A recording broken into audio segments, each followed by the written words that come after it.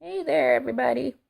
So, you hang around any online discussion where autism comes up, and sooner or later, somebody's going to say something along the lines of, well, my kid is really autistic, or my kid's more autistic than yours, so, what you have to say doesn't really count.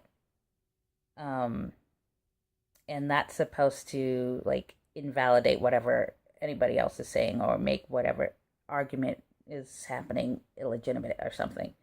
Now, I don't really get that.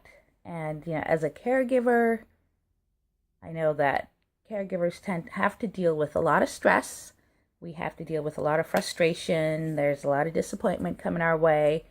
We have to do a lot of thinking on our feet, taking care of our autistic loved ones. And we are in a near crisis state a lot of times.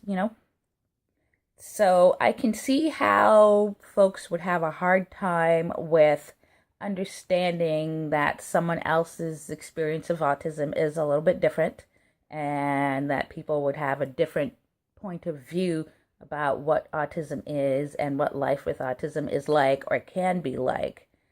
Um, at the same time, caregivers of autistic family members and autistic people, we're all in the same boat. We're in different places in that boat, but we're all in the same boat. Some of us are on different decks, some of us are fore, some of us are aft, some are port, some are starboard, but we're all in the same boat. And there's really no point to trying to kick someone off the boat because they're not exactly at the same point that we are, or because they're not having the exact same experience on the boat that we're having. So, I'm not going to be declaring autism an unmitigated disaster, and I'm not going to be declaring that it's just this totally awful thing. At the same time, for someone who's having that experience, that it's just totally awful and totally a disaster, that's just where they're at that point in their life.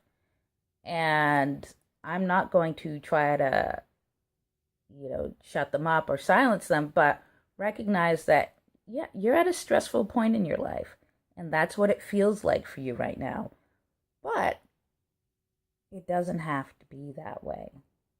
And at the same time, declaring that, my kid is more or less autistic than your kid, so I have nothing to say.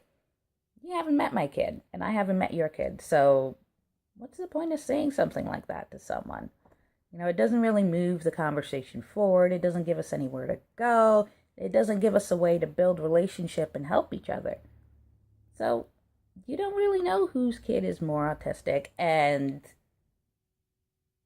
we can't really make judgments about who's really autistic and who's really not autistic, because that's just really arbitrary based on our own personal experiences.